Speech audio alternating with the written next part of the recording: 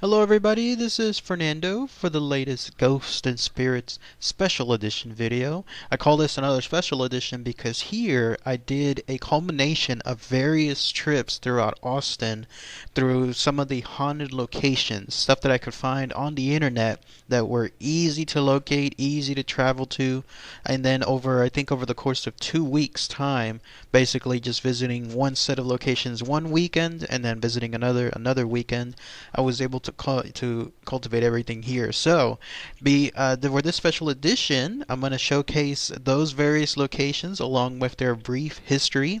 Some of them will have just a few pictures, while some of them will have a bunch more. It just has to do with, I guess, the instance that I was in, depending on the location and where I was, it allowed me to take a bunch of pictures on some, but then just very few on the others. So, otherwise, very interesting stuff. It was great to go through Austin and see this history in person and then read about that information. So, I hope you enjoyed this brief video too. Now, the first location that I'll showcase here is the one that I was able to only take pretty much only one picture of, and that's because of the situation I was in. It has to do with this place. Now, it looks pretty nonchalant. In fact, this photo is not one of mine. In fact, it's from Maps itself. And so I took a picture of it because the way the situation was, it's actually a bank, if you can believe it. This old looking building, it's a bank. The history that I know of this location was it used to be several banks. Right now it's a Wells Fargo bank, although it's kind of weird because there's another Wells Fargo building next to it. So I'm thinking maybe this is another department of some sort, maybe mortgage or whatever. But I remember back when I was younger that this was a different bank. If I recall correctly, it was called Franklin Bank. It was one of those small regional banks that existed for who knows how long, that was eventually bought out sometime in either the 90s or the 2000s, and eventually became what you see here, Wells Fargo. But it actually was a home before it was ever even a bank, and apparently there was someone that lived there. It's called, in fact, the Walter Tipps House, and the reason for it was because it was indeed a 100% house. Like, someone lived there, someone basically had this house there, but throughout Austin when it was, I guess, near its infancy, definitely before its heyday that things are going now, where everybody's moving to Austin and it's growing to be very, very popular. But before that time, someone lived there and they definitely enjoyed it, so much so that even to this day people state that there is a residual haunting of some sort. Like, it's definitely a presence that's known there, even though now, of course, it's no longer home. Instead, it's a commercial property, but no, people still say. So this is the picture that I took, and I took this particular shot because it was the only one that allowed me to do so. It would be a little weird if I was just circling around the bank multiple times trying to take pictures. Obviously, that would stand out, and that would look a little bit on the securities, from a security standpoint, like a little bit mysterious and weird.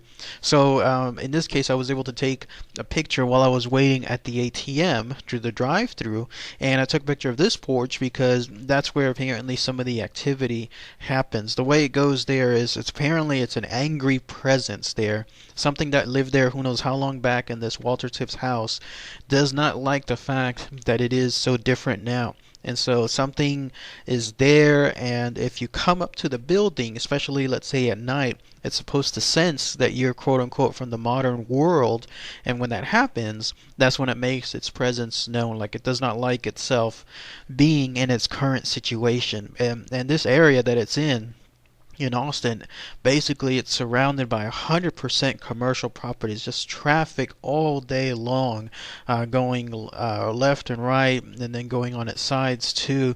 There's not a single residential property of some sort nearby, so it was quite interesting to think that this entity, whatever it is not too happy with regards to it. Apparently people have also stated that whatever this entity is, if someone is nearby, let's say sleeping on the porch, who knows why somebody nobody would sleep on that porch, the picture that I'm taking up here, although there are a lot of homeless within the Austin area, so that could explain it too. But if someone is sleeping on that porch, let's say at night, obviously the place is closed, but whenever they do that, then they too feel the presence of this energy because it does not want them to be there. So quite fascinating stuff. The Walter Tipps house, one of the first locations I visited throughout my tour of Austin.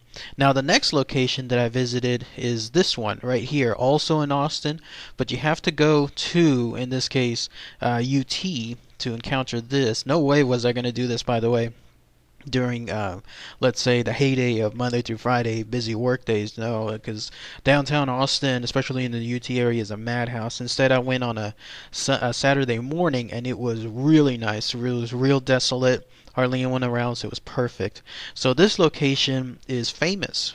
This was a more well-known haunted location. It's called the Littlefield home, parked right there in the middle of UT, and it stands out quite uniquely. I mean, this is a home that was built in the 1800s, and it still looks the same way practically as it did back then.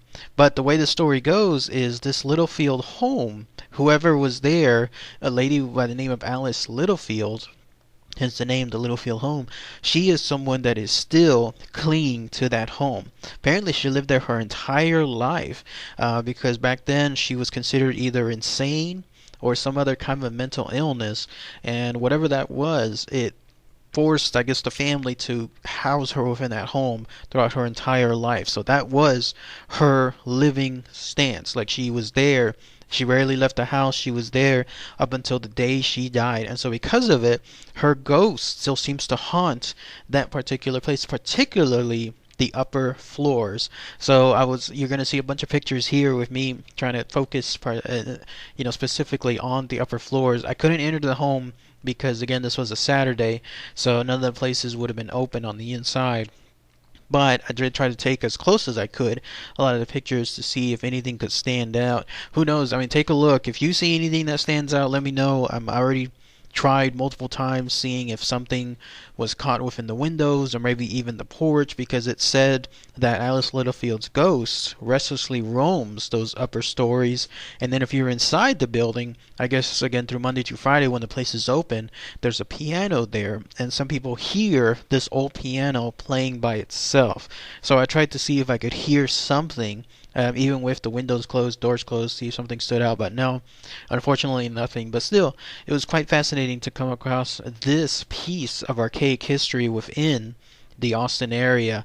Again, surrounding UT, there's so much that was built around it, and yet here we have this living hallmark, this historic site of sorts that's still there to this very day. So the Littlefield house there in central UT, good place to visit. You do have to pay for parking because there is a lot of parking enforcement there, but it only costs $1. So if you're there ever in downtown Austin, check by this home, and then that way you'll visit this haunted site too.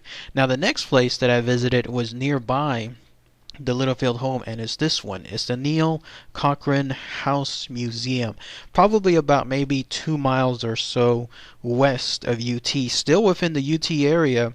Not 100% per se, but still close by, because there's a lot of small apartment areas around this museum. So this, I guess you could call it like it's a dormitory area of some sorts, but more in the apartment side, with a lot of UT students living here. So again, this is another situation where you have a home long time ago built in the 1800s that's still there to this day, just surrounded by everything. Now, as far as this Neil-Cochran house, it's considered the West Campus side, and it's a place where it was owned by this guy, Neil-Cochran. I forgot. I'm trying to figure out what his. Okay, Andrew Neil. That was his name, and then it was also became a home of this guy named Judge Thomas Cochran. So that's why it's called the Neil-Cochran house. Eventually, though, this home was sold to some society called the Society of Colonial Dames of America. Today it's a museum, but the previous owners, in this case Colonel Andrew Neil and then Judge Thomas Cochran, they still haunt this location to this day. In fact, the pictures you're looking at here, those are the places that people say they see the most occurrences. In some cases, Colonel Neil sometimes rides his horse around this very property And then in other cases, he relaxes and then he actually sips tea on either the front porch or the very top porch as well. And then on top of that, there's another famous person that dwells this area as a ghost, none other than General Robert E. Lee. Apparently is also sometimes on the front porch and on the second floor balcony. So it's quite fascinating to be able to take all these pictures, hoping to see if something like that could come across in terms of my photographs. Again, nothing came about, nothing shows on my photos, but if you see something, please point it out in the comments below, and then that way you'll be able to share it with the YouTube audience. Nothing really mysterious. There was one other instance. Someone stated that they could smell a very sweet rose-like smell within this area. So I tried to see if I could smell it too. Considering that there's no flowers, no roses visible anywhere, this person stated they were still a very, very strong smell. But no, nothing came across either in my situation. But still, it's quite fascinating to come across this location and see its historic site. And it wasn't open at the time, so I wasn't able to go in. But at the very least, I was able to take these pictures. So, next place that I visited is somewhat of a similar location. It wasn't too far off, probably about another half mile in this case from the other museum, and it has to do with this building. A very unique building. It's in a stretch of area there in Austin. I forgot what the name was called, but it's a stretch of houses that are all actually built in the 1800s that are still there to this day. This one, though, is the one that stands out. It's called the Bremond House, and it looks beautiful. I mean, it's still very, very similar style to the other housings that you saw.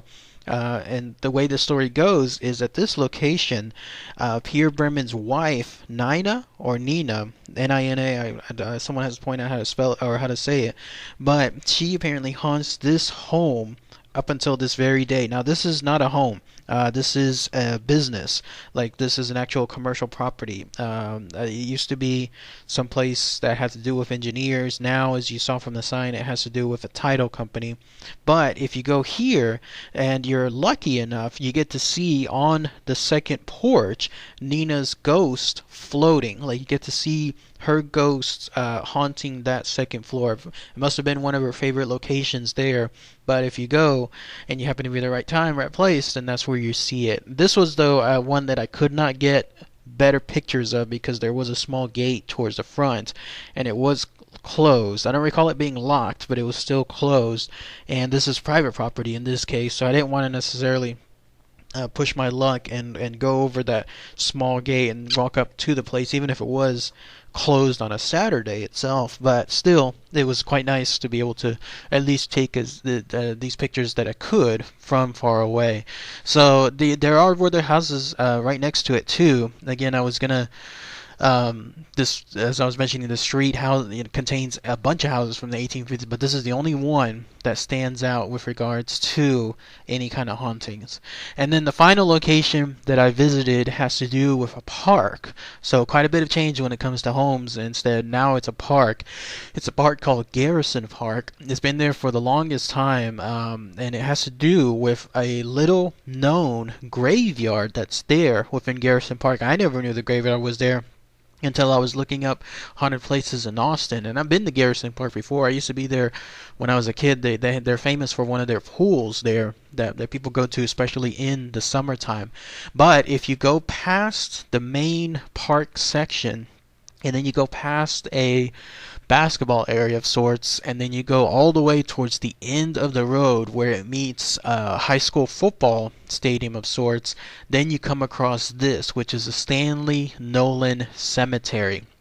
It's called a cemetery, but as far as I could tell, there's only 3 actual plots there. So where the rest of the plots are, who knows? Maybe they were moved, maybe they were just the only 3 there. But if that's the actual cemetery itself, and then the actual plots are there too. Very, very old stuff. I mean, you're looking at these plots now, and they've been there since the late 1800s.